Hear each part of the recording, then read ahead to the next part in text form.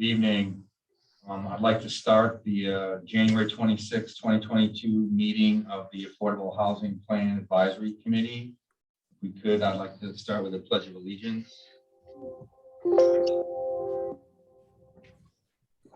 Pledge allegiance to the flag of the United States of America and to the republic for which it stands, one nation, under God, indivisible, with liberty and justice for all.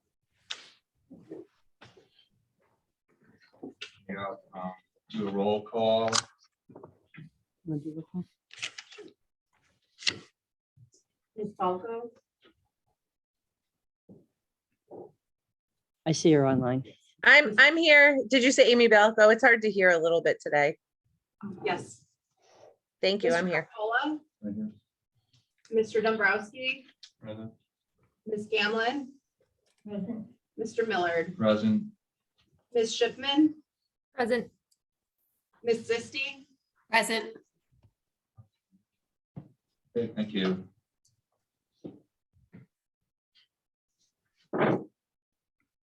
Okay, so we do not have Jennifer. I know she told me that she was going to join, but maybe something happened. I don't know. But Joe Pajorski's online, and he would be your first. I mean, I'm sure Jim Mahoney's online too. So Jennifer's here. Jennifer's here now. Hi, Jennifer. Hi, good evening. How is everybody tonight? Good. So we're all set to start agenda item 3. Do you want to just briefly intro what we're looking to accomplish today? We do have professionals from essentially the real estate segment here to address the committee with regard to their professional experience with affordable housing. We also have, to start off, we have Joe Pajorski, who everybody knows well. He is the chair of your housing authority. So Joe, if you'd like to start off. Thank you so much for being here tonight. I know you have another meeting to attend. All right, thank you. I'll just read from a prepared text and then I'll be able to entertain any questions you might have.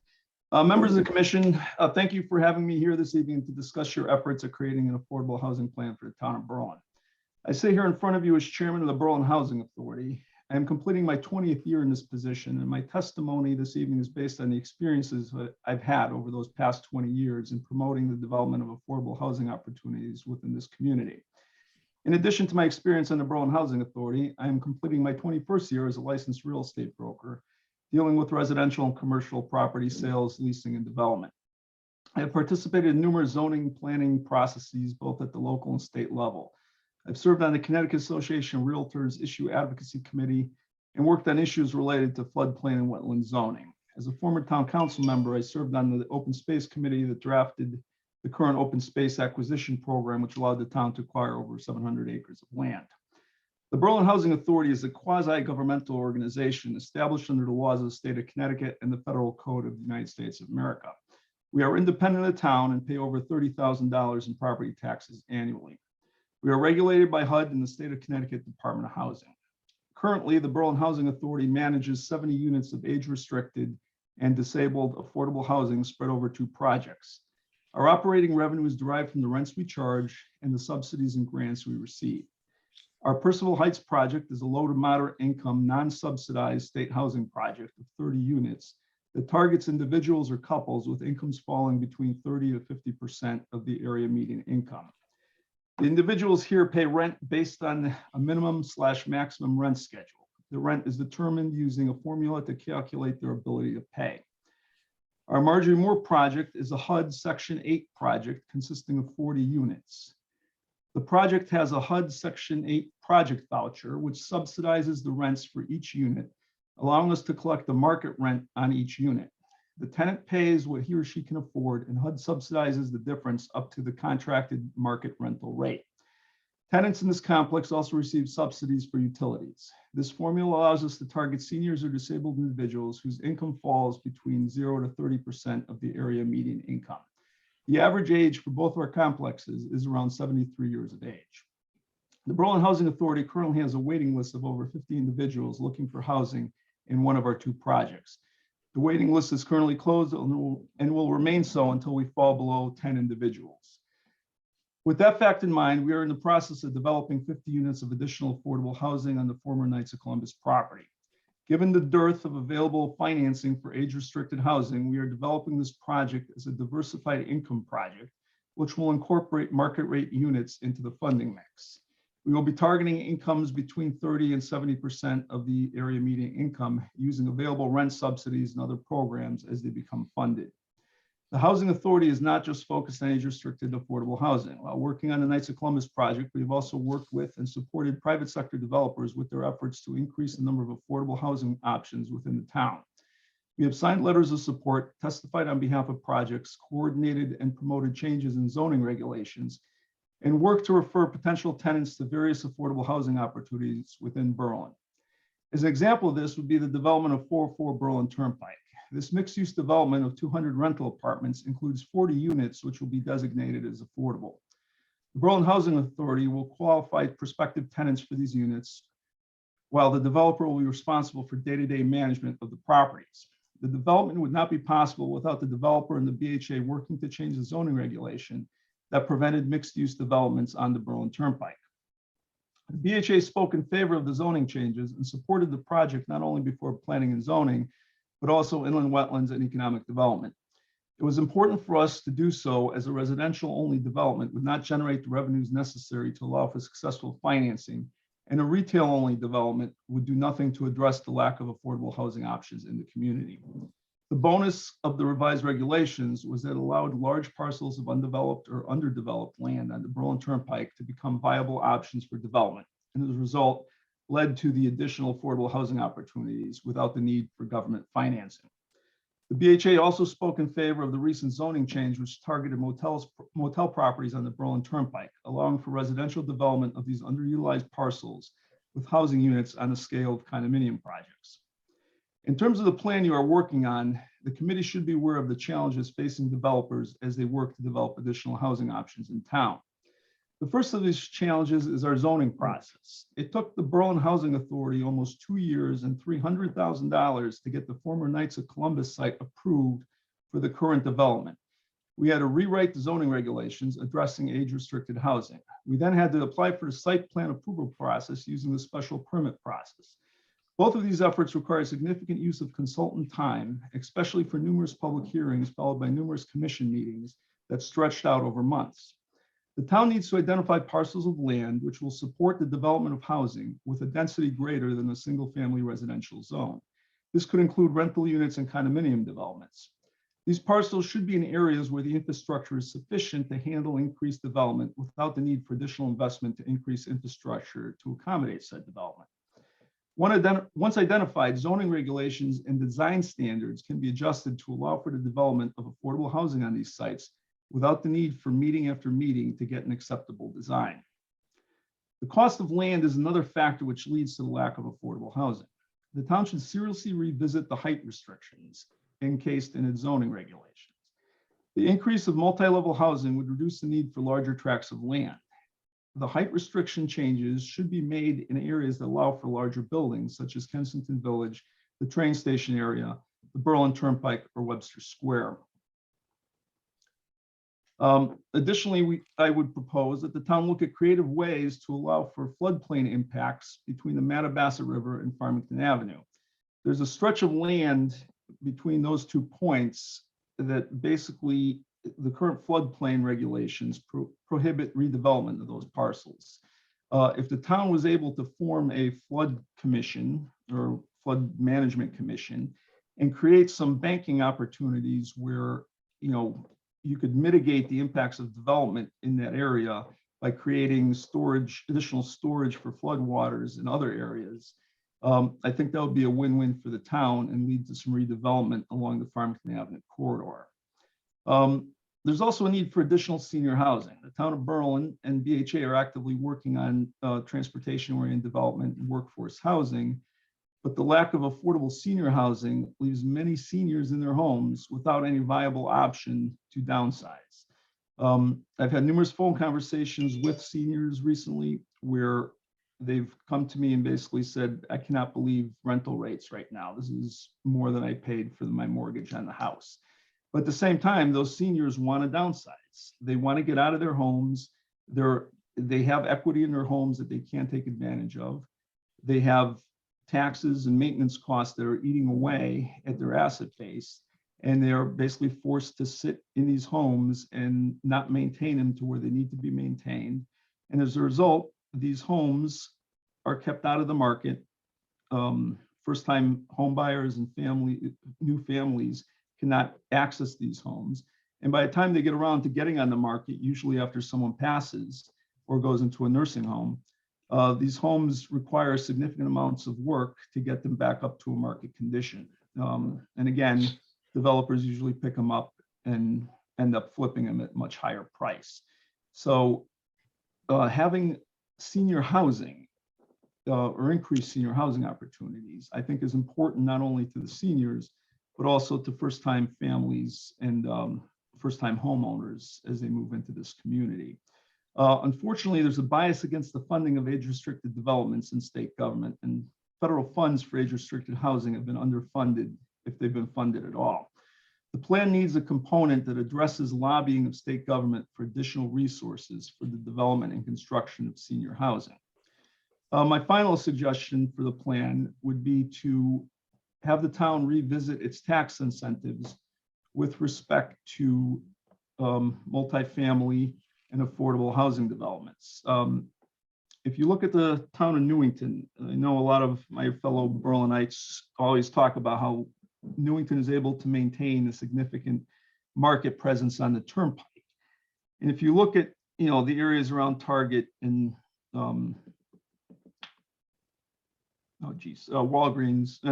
Walmart and Staples, you'll see a lot of residential condo developments, apartments that ring that whole retail area on the turnpike. That generates a lot of traffic, which increases traffic counts, which ends up in the commercial world leading to retail development. And that's what you're seeing in that area. It's all those housing units outside that retail zone that generate the car trips, that generate the population, that generate the income levels that allow for that retail to flourish on their section of the turnpike. So while their zoning might be attractive for retail, it's the population and the income of that population that really drives the retail in that segment. And I think when the town looks at its affordable housing plan, having the town revisit some of their tax incentives and make it a little bit more attractive for commercial developers to develop affordable housing opportunities, I think would be a win-win for the town as a whole. Let's see. By increasing the height of buildings, streamlining the zoning approval process, advocating for additional condominium construction, and using of our out-of-the-box thinking to increase the amount of developable land, the town will have a concrete plan to increase affordable housing units. By successfully lobbying for additional funding, the town will ensure that some of these units actually get built. Thank you for your time, and I am ready for any questions. Okay, open it up to the team. Does anybody have any questions for Joe?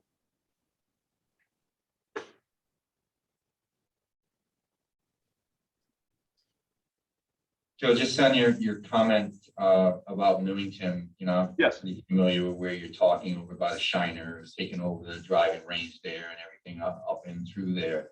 Yep. You feel that there's similar types of opportunities on the Berlin Turnpike in Berlin? I mean, a lot of the frontage on Berlin Turnpike, once you get south of Home Depot and stuff, doesn't have a lot of depth to it. Correct. So again, we have to be creative in our approaches, and I think the town's taken some steps in that direction. If you look at the recent amendments regarding motels, you have uses that are pretty, are no longer viable, I'd say, in those motels, and they lead to problems.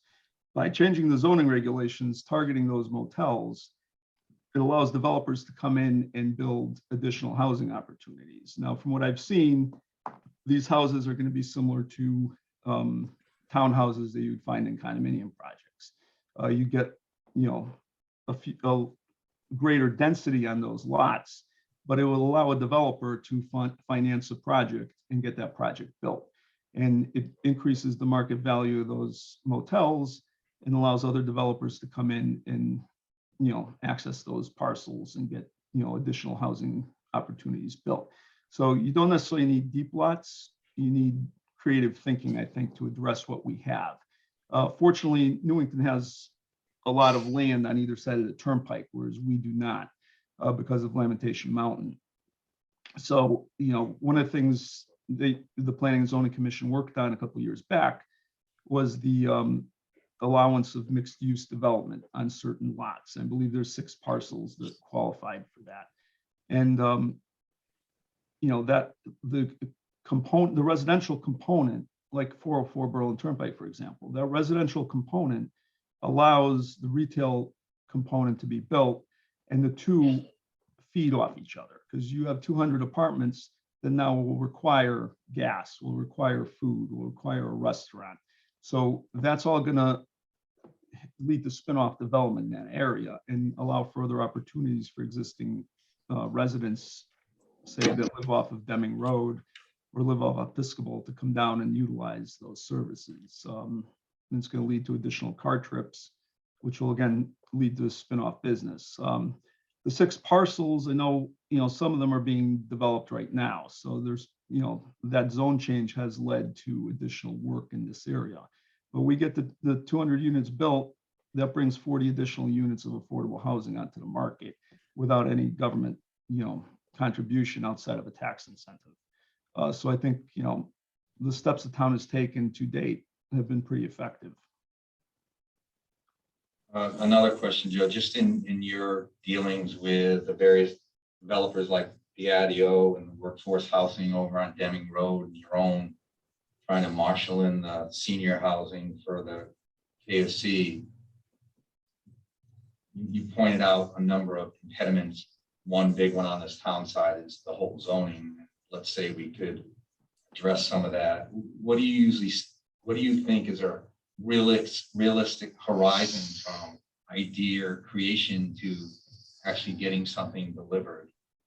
Reading some of the other ones, that could be realistically a 3 to 5 year time frame from. I think to do idea. it right, I think, you're looking at a 3 to 5 year time frame. My understanding of this process is that you guys are coming up with a plan similar to the plan of conservation development.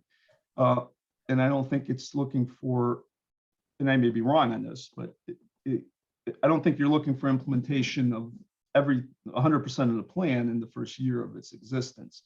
But I think, the plan should be a guide map to the town to pursue certain initiatives. And I think if the town, working with a consultant or working with their engineering department, can identify parcels of land, and I'll throw one out there. Let's look at Webster Square Road, the Ocean State Job Lot property. That property, as it exists right now, has a lot of parking and very little retail. I don't think that's an effective use of that location.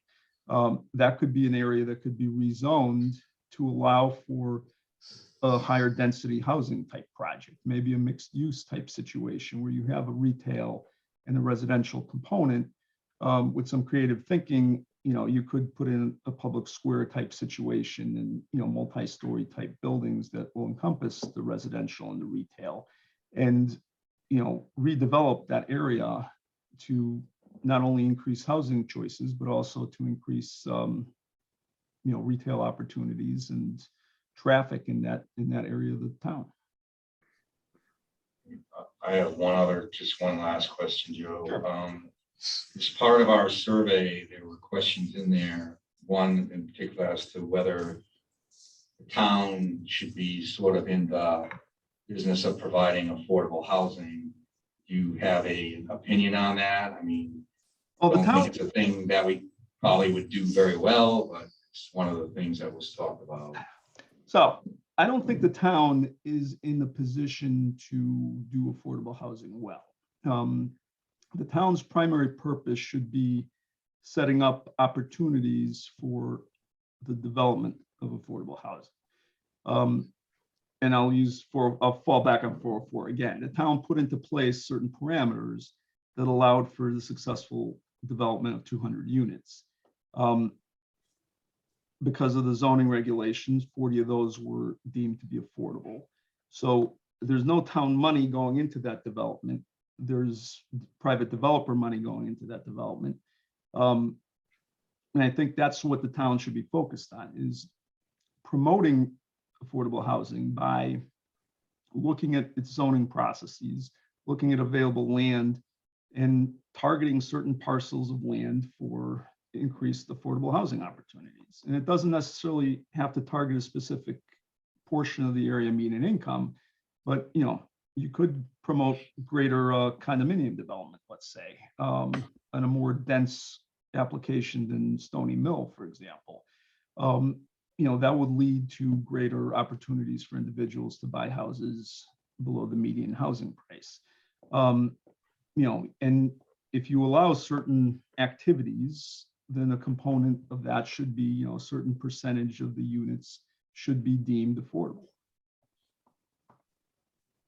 I think the housing Thank you, Joe. authority, the housing authority, I think, would be in a better position to develop the affordable housing packages. But right now, like, our focus is on the senior project, and we're trying to get money allocated for that. There's a lot of developers out there that are looking for affordable housing opportunities. And I think given the right circumstances, they'd act on that. Well, thank you for taking the time to talk to us. That was very insightful. Anybody, last questions for Joe? Anybody? No, thank you very much. All right, All right, thank you. Joe. Have a nice night.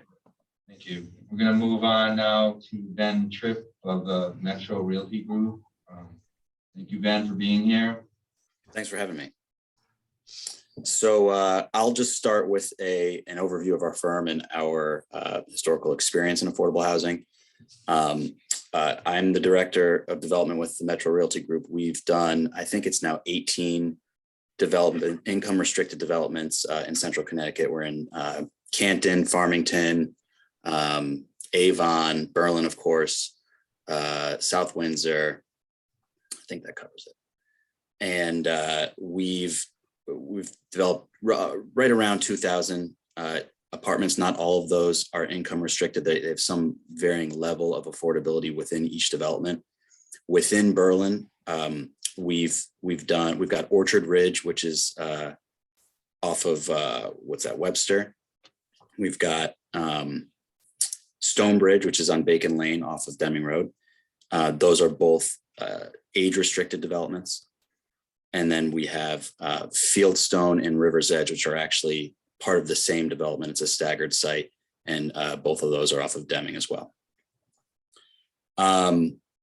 Fieldstone and River's Edge being non-age restricted, so family developments.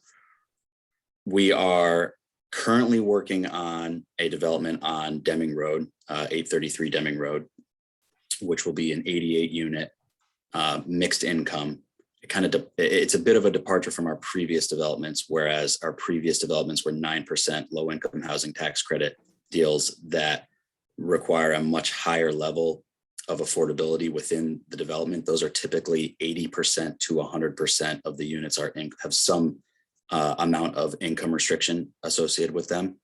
Whereas our newer 833 Deming Road that's in process right now has 70% of the units at market rate and 30% of the units at some level of income restriction.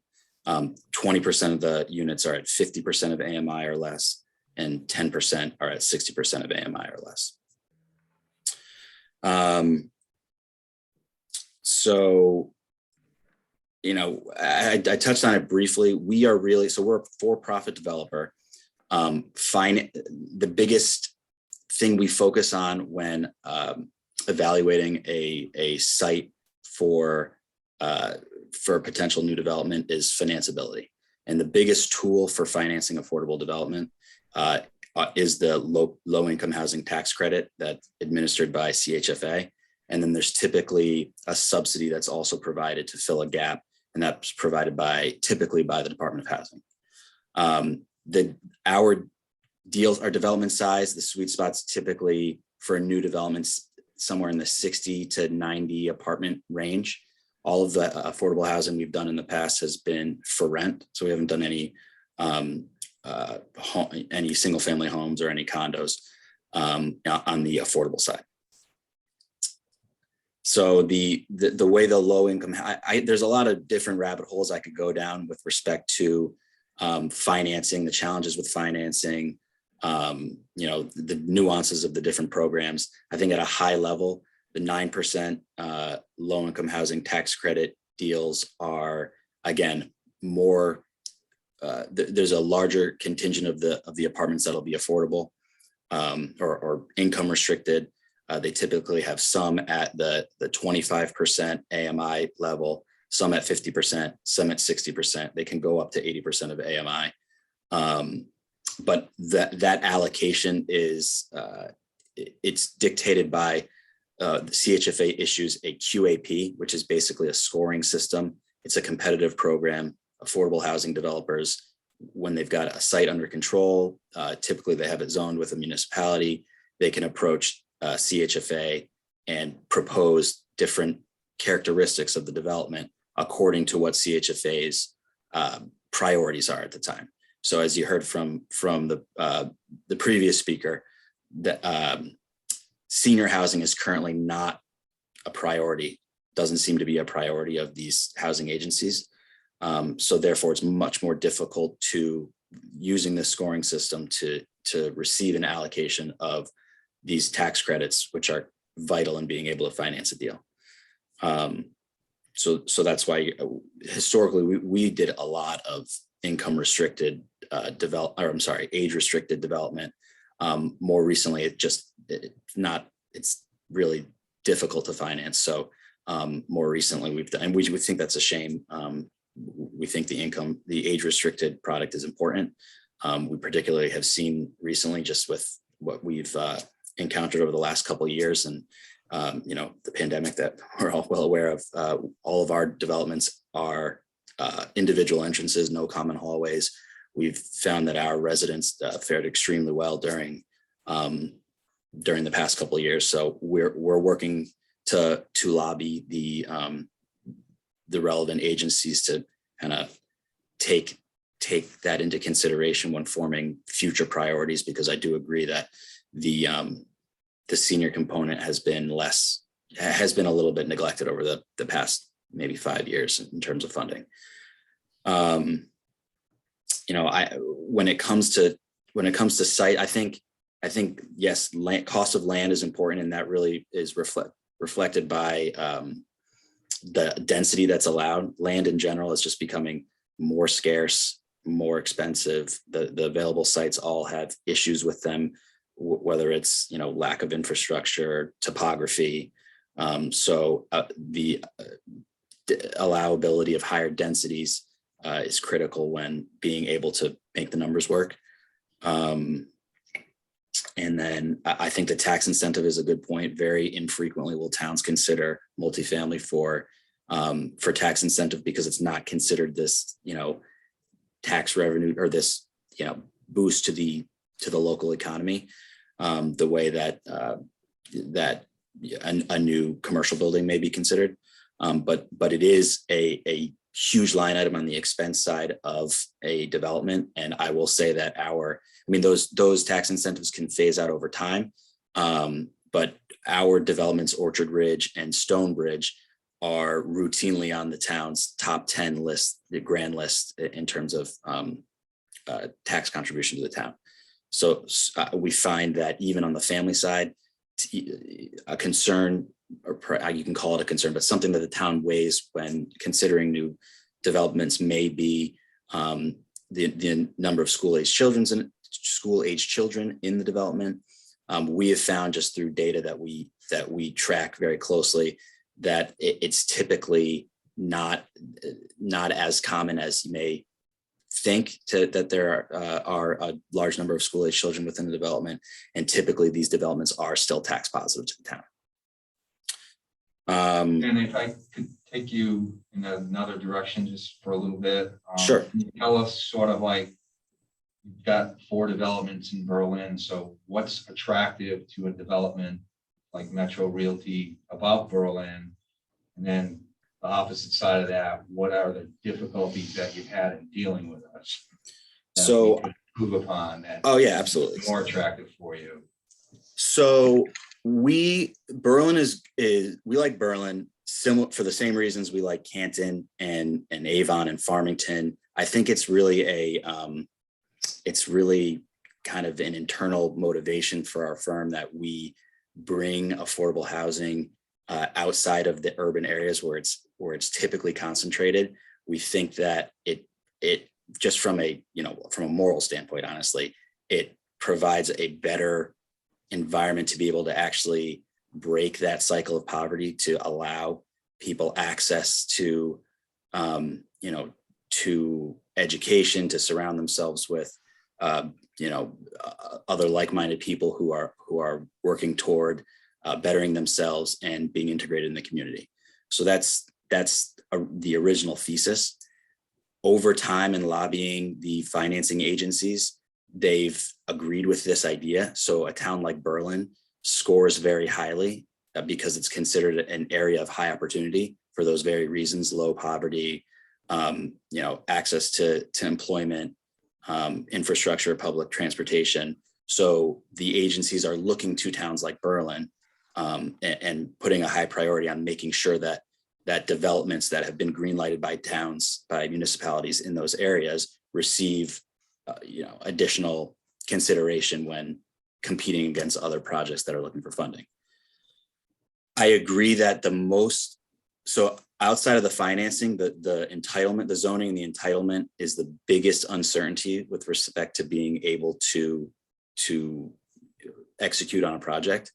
And typically what we see in every municipality, this is not just Berlin, but typically zoning, nothing is pre-identified as here's a high density zone, a parcel for residential zoning. Everything is a zone change. And that when you're trying to work with a seller, as a buyer and a developer, I can't buy a piece of land unless I know that I have it zoned for its intended use. And the seller, that can take 1-2 years.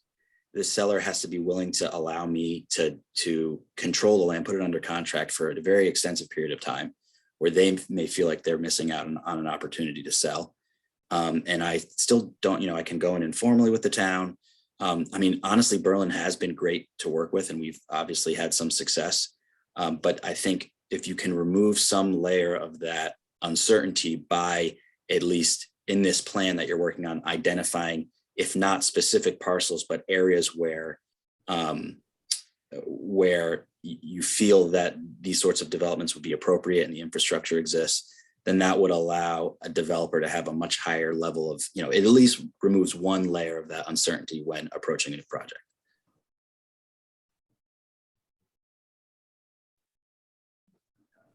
Have you guys ventured into like the mixed use type of stuff, or are you doing just predominantly housing type? We have not ventured into mixed use. We've done some retail, some standalone retail. That's probably the least, the smallest portion of our portfolio. We've done a lot of medical office development, and then we've done some distribution and industrial, but we're really focused on either medical or multifamily. And most of our multifamily is affordable housing. We don't have the expertise, perhaps is the word. Mixed use developments are difficult because they're really two completely different asset classes that are mixed into the same development. With construction costs continuing to skyrocket, we want to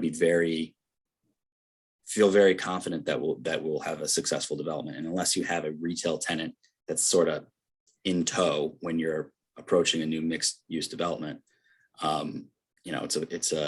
if the approvals are tied together where you have to build the retail and the multifamily at the same time, again, it's just another nuance that makes the financial puzzle more difficult.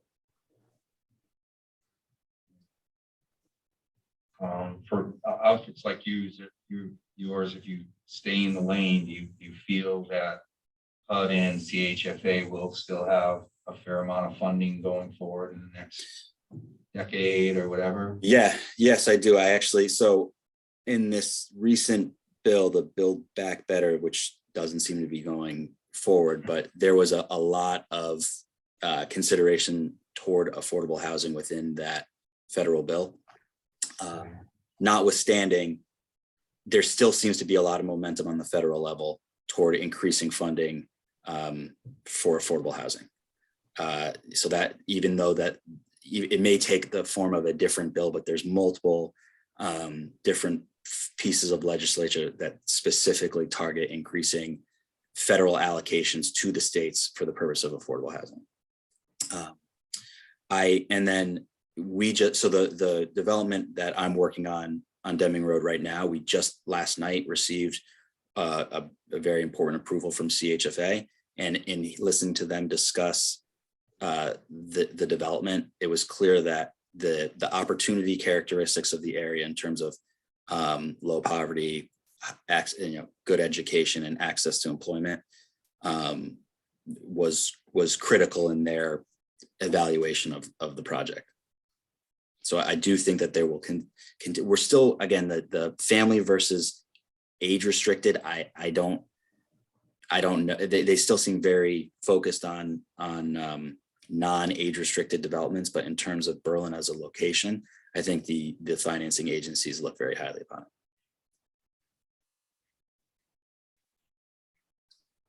Does anyone else have any questions for Ben? Hey, Ben. Yep. Jennifer Capola here. How are you? Good. How are you? Good. Just curious, why is single family and condos? Why is that not part of your model? Why was that choice made? You know, I can't. I don't know the exact answer for that. As a developer, it becomes. I would say maybe 25 years ago, we did some single family or attached condo style. They were not income restricted. That was like an active adult product that was popular well before my time.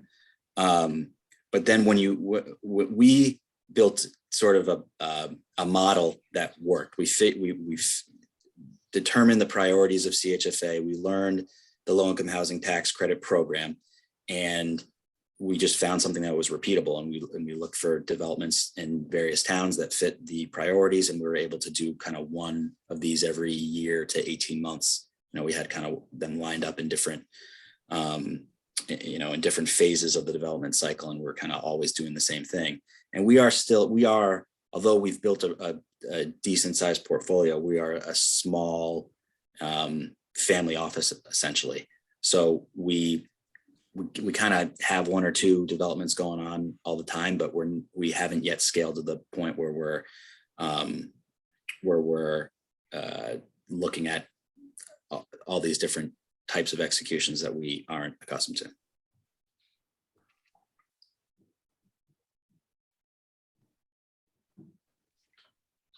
Any other questions for Ben?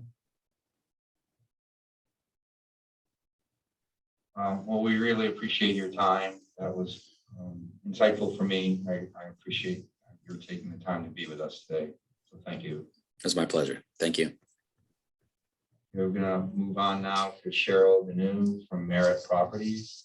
Hello, Cheryl. Good evening. Do you want me just to make a general presentation? Yeah, just an overview, sort of like of what Sure. you guys do. Not Whatever you have relative to affordable Okay. housing. Sure. My name is Cheryl Deneau. I'm the president of Merit Properties in East Berlin. And we've been the managers of Sage Pond Place since coming onto the development team in 2003. We actually started leasing Sage Pond when it was completed in the fall of 2006 as a low-income housing tax credit property. And we did that through Connecticut Housing Finance Authority as well. We have 84 units that consist of 72 one-bedroom and 10 two-bedrooms. And the community is restricted to individuals 55 and older. and incomes not to exceed 43,860 for one person and 50,100 for a two-person household. We have different tiers of the AMI. We have 5 units set aside at 25% with a rent of $415, which include heat and hot water. All of our units include heat and hot water. We have 13 units set at 50% with a rent at $875, 59 units at 60 at $1,025, and then we have 2 bedrooms at 60% also with at the rent of $1,200. And in addition, we have 7 market rate units that are $1,100. All of our tenants are responsible to pay their electric. And as I said, they all include heat and hot water. We do have a wait list. It ranges from 6 months to 5 years. We don't have any openings for the 25% right now, or actually any of them. We keep a small wait list because we keep our list open all the time. We have about 20 people on the wait list. Our longest wait list is the 5-year, which is at the 50% because we accommodate the residents that are in-house. So if somebody's income should change, where someone might have been working when they first came into the property at a lower age and then they retired and no longer have employment, we put them on an in-house wait list. So usually somebody who's working comes in at a 60% and then they tear down to a 50% rent structure. And so we do in-house first, and then we go to the outside wait list. And we do accept Section 8 vouchers. And the community just passed its 15-year mark, and we're really doing well there. We enjoy the location. Our residents are very happy with the town's amenities, and we love it there. And that's it. Any questions for Cheryl? I just Jennifer? have one question. I was just wondering. Sure. Yeah. How do you base or how do you verify the income requirements? How do we verify the income requirements? Yes. Under the tax credit program, we have strict guidelines and regulations through the program where we have to do third-party verifications for income.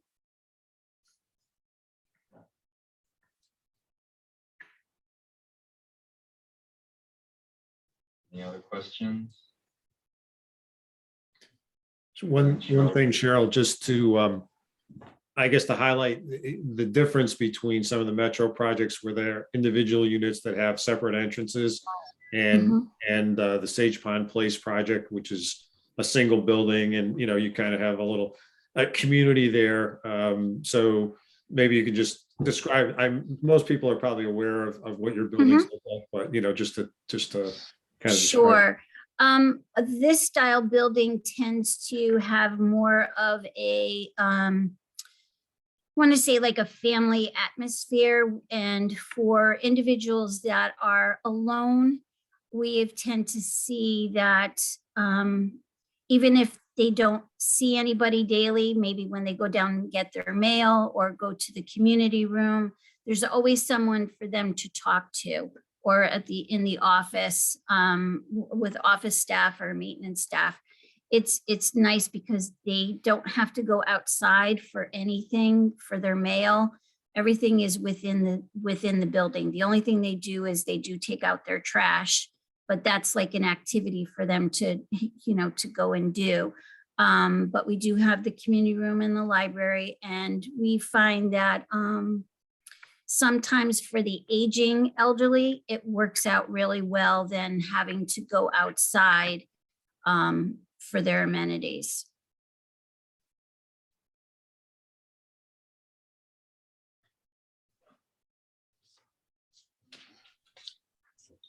Hey, any other questions for Cheryl? Well, thank you for coming. We really, again, appreciate your giving us some insight on to sort of a different style of housing. Thank you. Thank you for having me. Next was Rashida, but she had to excuse herself. She had some issues that family issues she had to take care of. So we can move to Kathleen Skiptunis from Liberty Bank, and we were given some handouts from Kathleen from CHFA brochures and information. So Kathleen, welcome.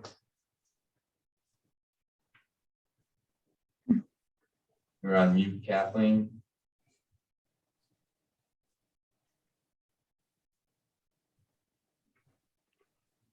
Hello, Hi. how are you guys? How's everybody? Doing well, So thank here I you. am, I'm from Liberty Bank. I've been in banking for about, since 1990, so quite a vast, lot of experience in banking. I would like to talk about a few programs that we have in regards to affordable lending. I have in the past done affordable lending in the city of New Haven. So they did multifamily, 2 units. I was the only lender involved with it. So works right with the city of New Haven and LCI. So they have a program through the city.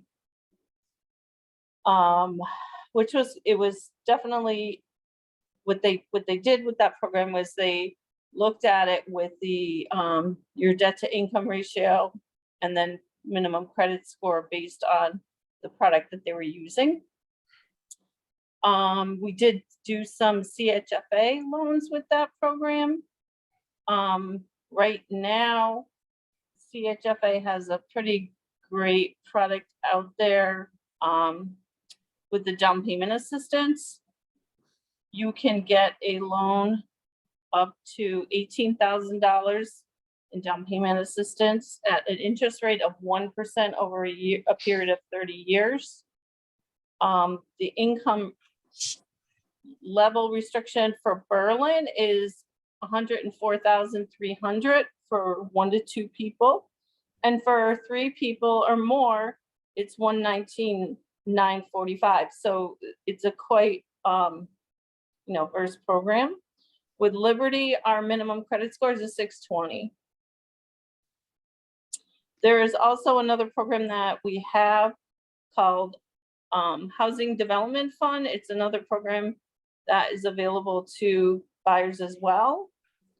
That program does a 20% down payment, an interest rate of 3%, and that is paid back over 20 years. There is also a program with Housing Development Fund called Live Where You Work. That program is a $20,000 loan. It sits in second lien position. It doesn't have to be paid back until you sell the home. So it just sits there. We're very familiar with structuring our loans. My underwriters have been with the bank for many years. People really don't leave Liberty Bank. Liberty Bank is the oldest based Connecticut bank in the state. What else can I tell you guys? CHFA also does, we do conventional, they do FHA loans, they do VA, USDA. We are all able to finance all of those products. I guess if there's any downside of CHFA, probably the turnaround time with down payment assistance is probably like a 60-day close. if you guys are gonna do like a new construction project and you're looking at like a 2-family or 1-family home, my suggestion would to get these guys, whoever's buying them, pre-qualified ahead of time so that, you know, what we did was they were able to pick out their cabinets and things like that. So getting them pre-qualified ahead of time. Unfortunately, credit is only good for 120 days. However, we're not going to keep pulling credit until we're ready to get moved into the house if we're building houses. I've also done single family new construction as well with the city of New Haven. So I'm well aware of that as well. Usually what I would do is send the loan in for approval, and then we would wait until the house is constructed or built. With those programs, one of the things that they did for affordable housing is in the city, they wanted to make sure that the buyer on the property would, you know, be successful. So when they were doing their debt to income ratios, there's what's called a front end ratio and a back end ratio. And the front end ratio, they didn't want it to go any higher than 35, as well as a back end ratio of no more than 45. So so that was one of the things I worked with the city to come up with a purchase price in regards to those houses that were built, because it all has to fit together, right? With our Chfa loans, going back to them, the minimum credit score is a 620 with Liberty. I don't know. Anybody have any questions? So, a couple of questions with regard to, I'm just looking at the sales price limits, and you mentioned like 2-family homes versus single-family homes. Are the sales price limits in the Yes, so the sale, look at New Haven, it says, you know, 311, 975. correct, Does that also apply to a multi-family house? correct, yes. Can you actually build a house for that nowadays? Well, I I don't think mean, you could in Madison, and I don't think you could in Berlin either, but I'm just curious. But that's the max, no matter whether it's a 1-family, 2-family, 3-family, is that correct? correct. And then on the other side, in terms of your dealings like down in New Haven, do you see where a number of these purchases are actually relative to houses that would be categorized as affordable housing houses, i.e. they are purchased with affordable housing deed restrictions and so forth, or Yes, they subject are. to that 30% rule? Yes. Yep, they are. They do have deed restrictions as well. The houses were actually very beautiful. I mean, they were beautiful houses. The first unit on the 2 multifamily had 2 bedrooms on it, and on the second unit upstairs had 3 units, 3 bedrooms. So 2 bedrooms downstairs and 3 bedrooms upstairs. So they were really nice. I mean, they did all top of the line. I don't know in regards to the funding from the federal government, if they got funding for those. Honestly, I really don't know that part of it. I just know the piece of it for the financing. And what happened was when the houses were going up on the MLS, the buyers would call me, and we had a fixed amount of income that they could make depending on the size of the family. So some of the houses were 80% of the AMI, and some of the houses were 100% of the AMI income for the affordable housing. Okay. You did And the see city of New Haven also did a grant. So they had a grant for $12,500. So if you could imagine structuring some of these loans, I'm familiar with doing that, and I'm happy to help. So. Have you done this in any other towns? I mean, I guess relative to Berlin, I would say New Haven's probably a little bit unique in regards to they probably have a lot more multifamily houses. And I do a lot of structuring of loans because we also have another grant that is coming out in March through the Federal Bank of Boston. So that one's coming out as well. Last year was $15,000 grant. So I do a lot of structuring of grant programs as well, not just the new construction piece of it. A lot of the other pieces that go along with it. Again, a similar question to what I asked before. Do you see that there's a fair amount of DHFA money in the future, and you see a lot of pressure, upward pressures on interest rates that will make this more difficult for affordable housing candidates? Well, the projection, and we've already start to see it happening, was the rates went up by about 0.5% in the last week or so. So the projection is that they're going to keep climbing, I guess, from what, you listen to the financial markets. But honestly, who would predict what happened with the interest rates before? So I'm always optimistic in regards to the interest rates for that fact, because no one could have ever predicted where the interest rates were last week, right? So if I could predict it, I'd be rich, I always say. So yeah, I mean, I'm positive as far as the interest rates hopefully don't go too high. And even they're at 3.5% now, so that's not very high either, Good. Any questions for Kathleen from the group? He's quiet on Zoom up there. You got it. Okay, well, thank you, Kathleen. I appreciate you sharing this information with us. Very helpful. My pleasure. Okay, next we'll move to Jude Catalino from Homestead Funding. Good evening. How is everyone? Can you hear me? Yes, thank you. Okay. First of all, I'd like to thank my friend Jim Mahoney for inviting me tonight. We go back a very long way.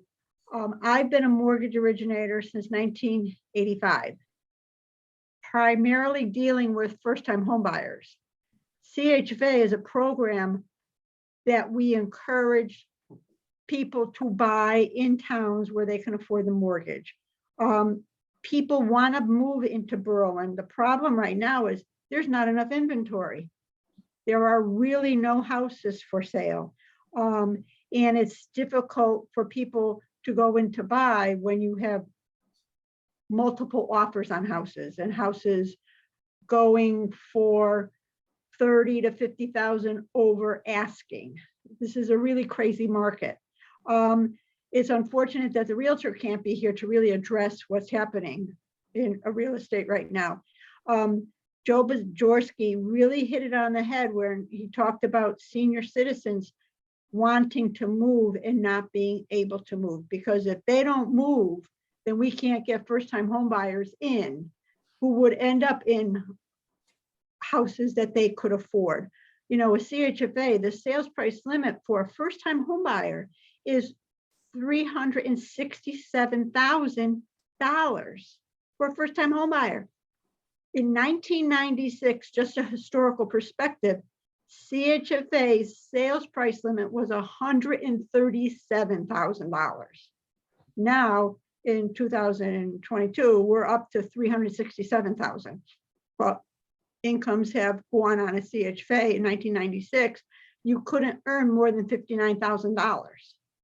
And now we're at, $104,000. So things have changed, certainly. But we need more houses for people to move into. And that's where we're at right now. We don't have enough inventory.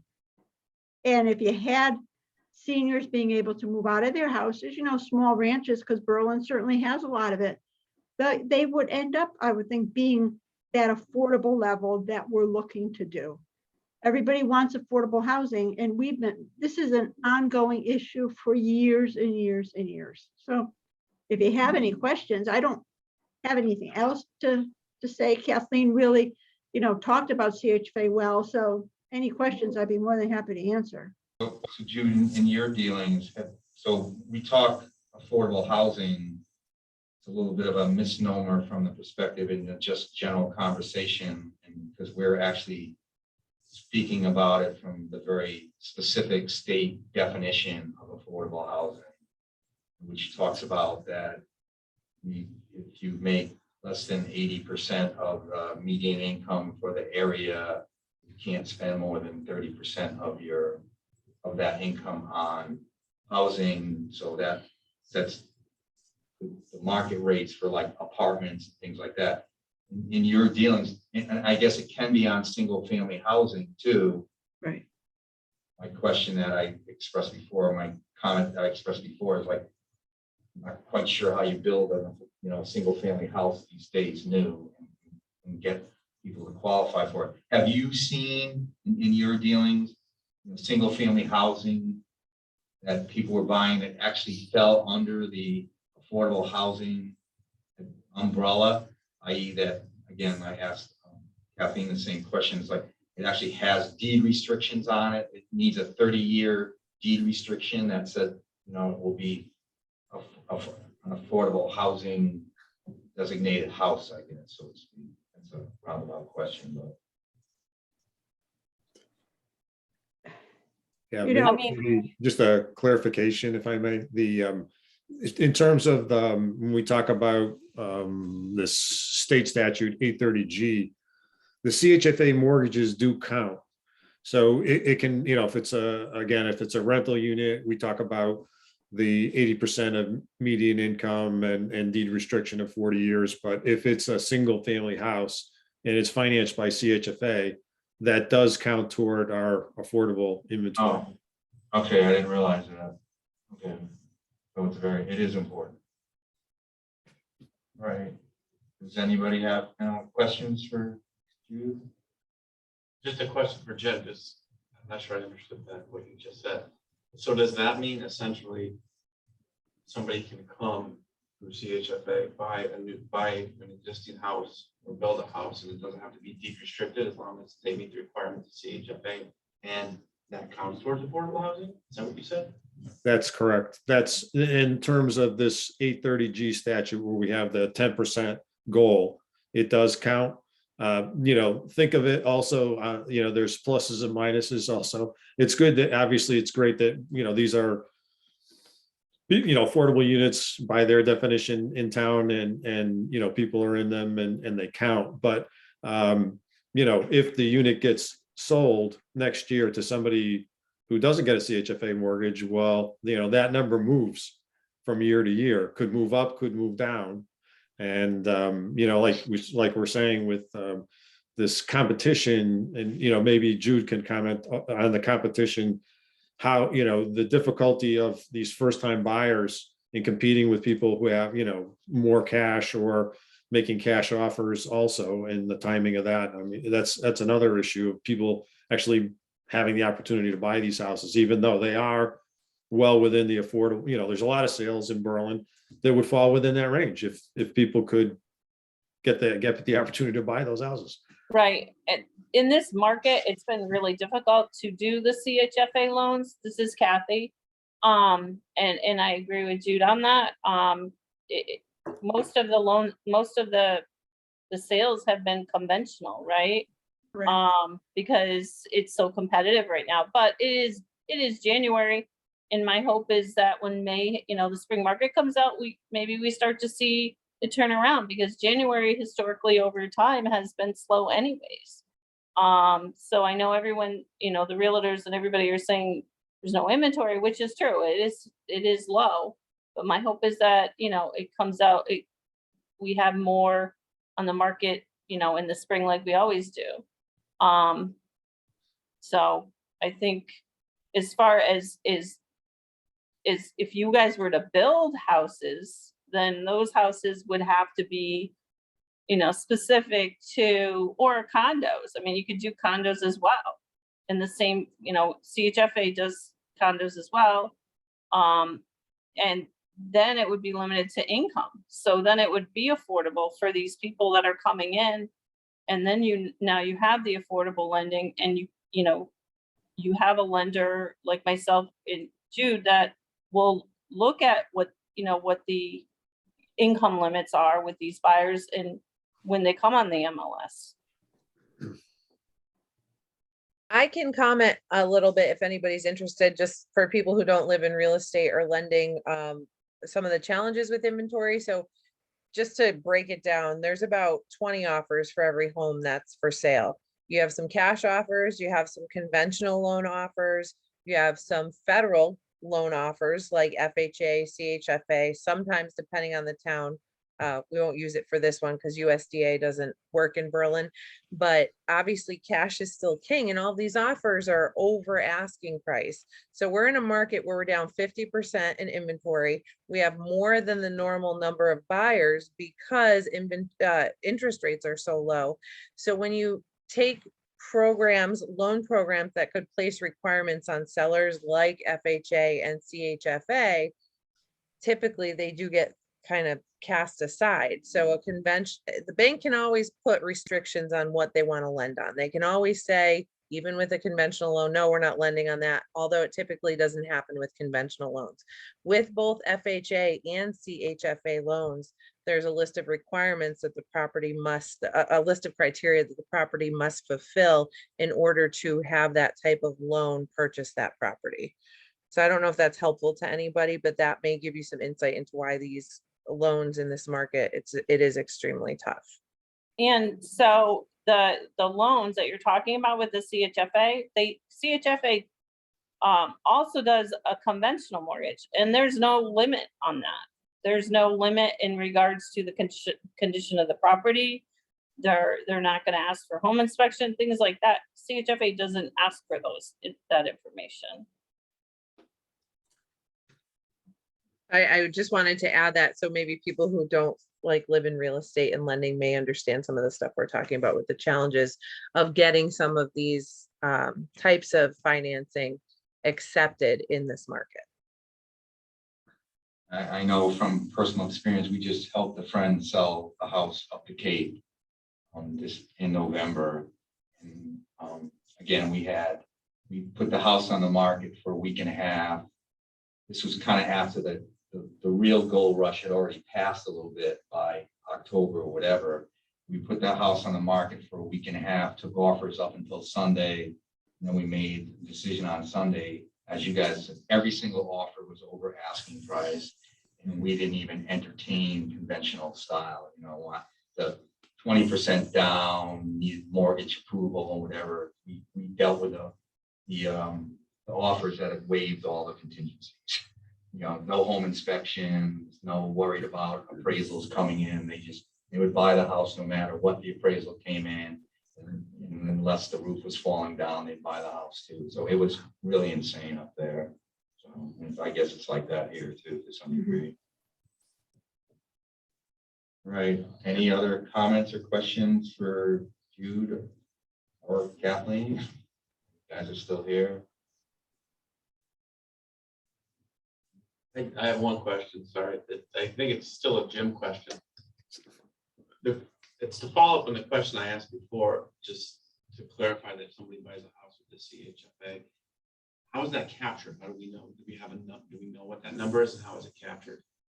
Yeah, we provide a report, and I think we provided at some point, each year they do a housing appeals list, Department of Housing, and we provide information on the deed restricted units, and they plug in the number on the CHFA mortgages. So they get that information from CHFA, not from us. Okay, I was just curious. Thank you. Okay, well, I'd like to thank both of you again, Jude and Kathleen, for spending some time with us today. All these conversations were helpful for me, hopefully for everybody else. So thank you very much. You're welcome. Thank you. Have a good night. Thanks. Thank you. Thank you.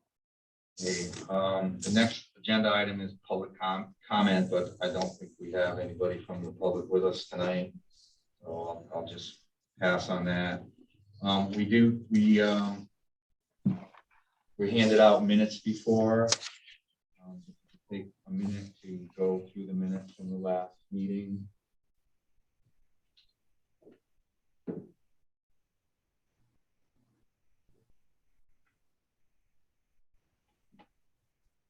George, I was able to review these prior while somebody was speaking, and they seem, by my reading, to be an accurate. I would make a motion to approve those minutes. Okay, do I have a second? Okay. I have a second. Any discussion? Okay, the minutes are approved. Thank you. Okay, moving on.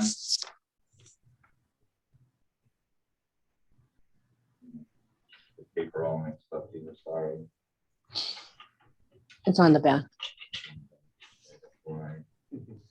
So Jennifer, I'm going to turn this over to you for status updates on the housing plan survey, and to Jim, whoever wants to. Okay.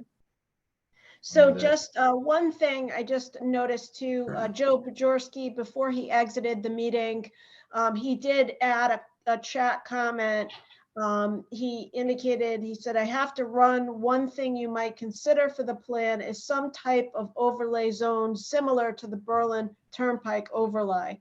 And he said he would send his thoughts in detail later. So we're probably going to receive an additional communication from him, which we will pass along to you. With regard to the survey, I did. Can I just follow up on that question? I guess so. At one point in time, there was supposed to be some intersection and conversation between us and the group that's putting the plan of development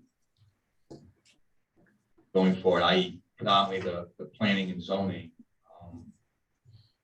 Are we going to make suggestions to them, and is that one of them, and then they're going to run with that aspect of things, or are we looking to actually try to affect things in the detail of this plan that we deliver?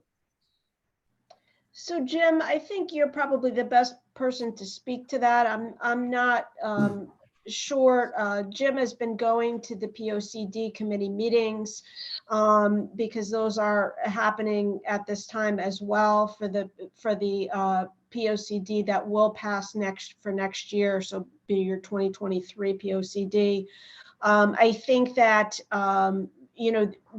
we have other overlay zones too that do have an affordability component as well as the Berlin Turnpike overlay. But that is something I know that the consultant is aware of. I'm assuming, when they do come in, and Jim, I'm not sure, do we have a date at this point when they'll be coming to a meeting? Because I think that will be a topic of discussion.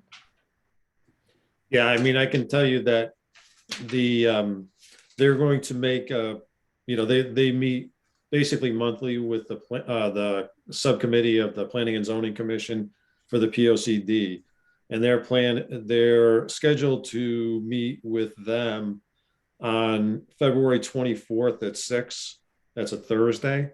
And they're gonna make a presentation there, which again could be repeated here, but also we could consider having a joint meeting if people are available. I think that would be more efficient. I think to George's general point, going back, the way I see the process is, you're going to go through, we're going to be, the consultant's going to be drafting sections. We're going to getting input. We're going to, you're all going to review these documents and make recommendations and pass them on to the town council as we discussed.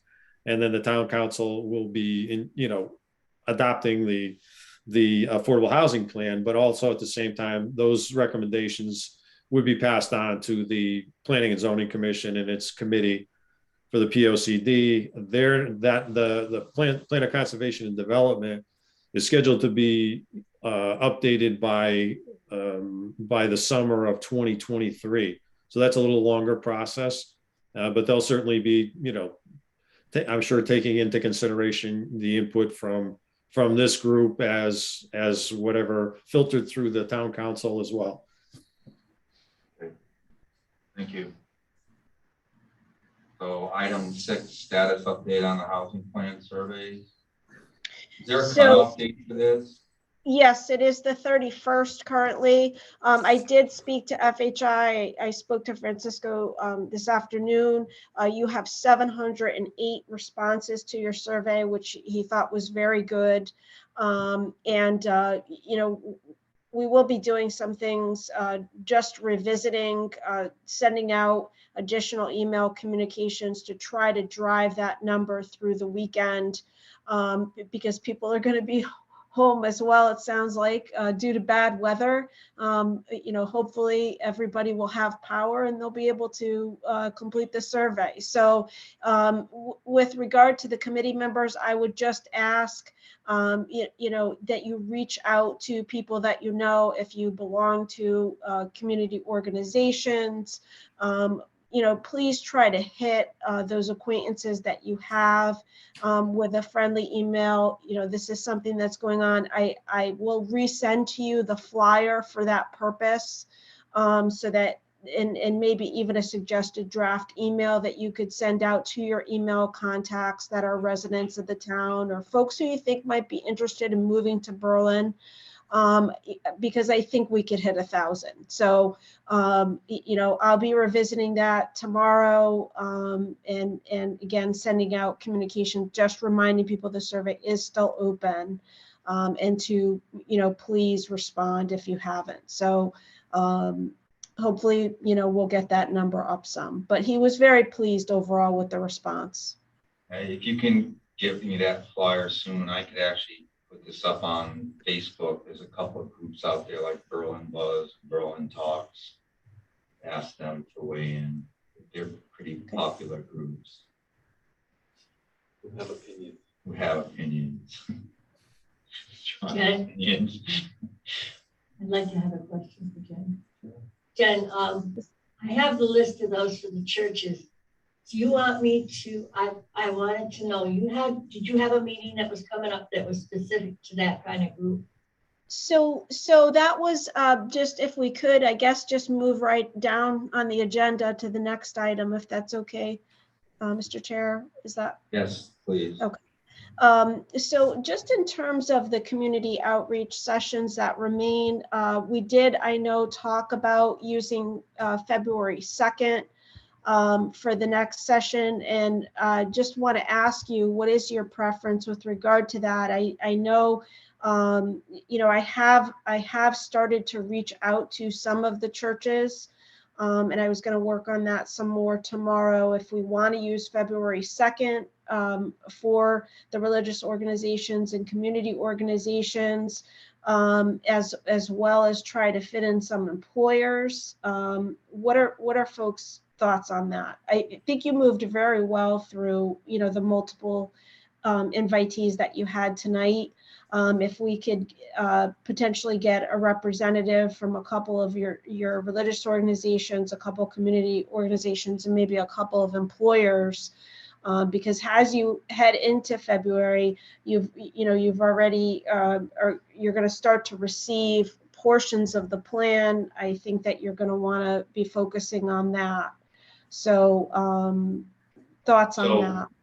With regard to employers, I thought we had discussed potentially putting together just a targeted questionnaire to them, figuring we might get a better response than trying to get, not that we can't entertain some of them coming in here, but I thought we had discussed. Well, I took some of the flyers around to places where I did business and asked them to put it up, at least as far as the survey goes. Okay, And I sent flyers to all of the churches.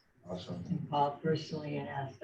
I got responses from several. There were some people that were very interested. That's why I was asking about the targeted meeting. So I could tell them, if you're really interested, come to the meeting. I guess my thought was that in terms of sequence, that if we're going to do 2 more community outreach sessions, we had talked about also department, town departments and such. And, given that February, the meeting is next week, I have reached out to some of the department people and, confirmed availability for next week. Because I thought if we already haven't scheduled the churches and such, it may be difficult to schedule them at this point, maybe target them for the February 23rd meeting. But if you think you can get the other folks for the 2nd, I'm sure that more of the department people can be on call, and then we can plug them in if you can't, plan A, plan B. But it just seemed like maybe, I'm not doing the outreach to the churches, but to actually get them, make the arrangements, get them to commit. And it's just next week. That's kind of a quick turnaround. Yes, it's only a week to go. It might be kind of hard to try to get them, but I'll call the ones that I have anyway. I'm personally fine with going with town people. I think that's what we had talked about last time around. So Jim's already done legwork there. We'll target that for the 2nd. I'm okay with the 2nd. That'll give you more time on the churches for the 23rd. And then I'll try to work on maybe 1 or 2 businesses also, if we can, get some employers. I know I'm also on the Commission for the Aging, and Barbara said that they wish that they had been able to schedule somebody to come in and talk at their meeting. That was too close, being it was last week or the beginning of this week. And the next one's not going to be until the end of February. I don't know if somebody would be interested in coming in there to talk to them about this. I think that Jim or I could certainly do that, Ann. I think they I'd would. be happy to do that. I have a question. This is Tracy Sisti from Zoom, kind of off topic, but I did see in the Citizen that where we had put the, I think there was like a little article, like information, it was towards the back. Just curious, because I know the younger generation uses QR codes. Do we happen to have a QR code that links to our questionnaire? We do, and that's the, I think, flyer that Jen's gonna send to us. It wasn't in the paper. It was supposed to be in the paper. That's news to me. I will double check, it could be my fault. I didn't see it off the top of my head, but I maybe I missed it. So I'll check. Yeah, I looked several times in the paper, and all I found was a written article. I wonder if there was an issue with because it was submitted with the QR code, there may have been an issue with the copy. Okay. Just the two, but Yeah, so I think it appeared in the Herald. Oh, okay. I don't have the Herald, so I didn't see that, but thank you. That's good. It should be available online, but Tracy, I will send the flyer out again, and it does have the QR code on it. And I do believe that, it has been posted around town with the QR code on it as well, and in some local businesses and whatnot. So hopefully, like you said, the younger people that are used to that are making use of it. Okay. Do we know how many submissions? It's 708 So far. so far. Okay, so we want to circle back on item 7 then. Are we going to go with the town on the 2nd and employers and churches on the 20 whatever? Third. What the date was. 23rd. 23rd. Yes, no? So the 23rd is okay for those committee members who are participating tonight? Yes. Yes. Yes, I think We already set aside scheduled that. It's you just a already matter sent of- them out, right, Kate? Yeah. which is a matter of who we were scheduling for what. And I don't think it matters. My recollection was that we were going to do the town, the social services and Doug Truitt and the churches together, and then employers, but we can do it separately. We can do it differently. The town people next time, and on the 23rd, the churches and the employers. Yes, Jim has spoken to Doug already, so Doug is ready to have a conversation with you. Right, the health district, and as George kind of requested somebody that's involved in affordable housing, so I guess I'll volunteer for that part and give a little history. And we're also talking to the senior center folks and stuff. We have people filling in, but we'll see. We'll put together a group. So I just wanted to, we mentioned employers. One of the things I was thinking about before is, looking at the town itself as an employer. Is there anybody that could talk from that perspective?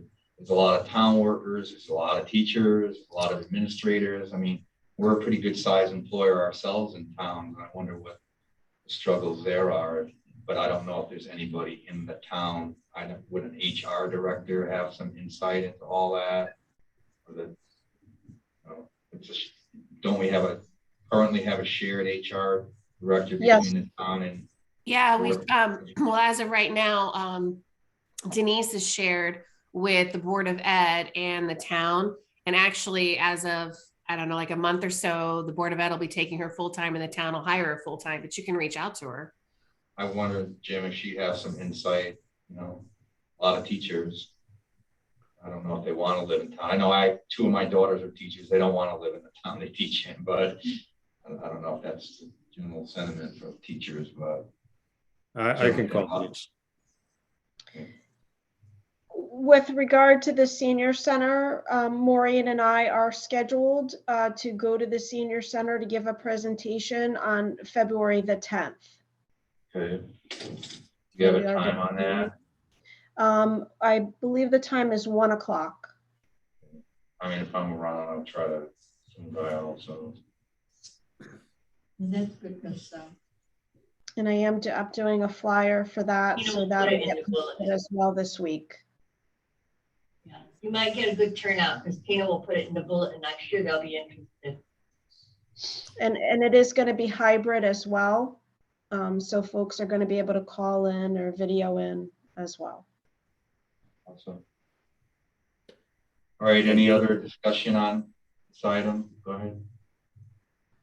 I was just going to say, just to remind, I know everybody knows, but Jennifer sent out the draft of the existing conditions report. Staff has been working on some comments on that, so we're still making some revisions. But if you have comments or questions about that, just send them to me or Jennifer, and then we can start addressing those as soon as possible. So just with regard to that did go out through ShareFile. The larger documents will continue to go out through ShareFile because I know that there were a number of you that did not receive the PowerPoint when I sent it. So I am going to use ShareFile. So know that that's safe. It's not spam. It is coming from me. It's the program that we do use through my firm, the service we use. So don't hesitate to open that. Just an observation too. We did, following George's questions. I mean, we did pull the sales data from the assessor for the last 3 years. I gave, I think we provided a table, just a summary, but we have all the sales data. One of the obvious things is that based on the conversations today, there are a lot of houses and condominiums in Berlin that have sold that, within those price ranges for CHFA, et cetera. So, again, we're talking about, there's two different things. One is, do we have affordable units on those sides? And the answer is yes, but then these other issues that we talked about the ability for people that are in those income categories to actually buy them, that's a whole nother story. So, again, at least we certainly have confirmed that based on the sales, there were a lot of units that would qualify that sold. Okay. Any further discussion on this item? Okay, and I'll look for a motion to adjourn. Motion to adjourn. Second.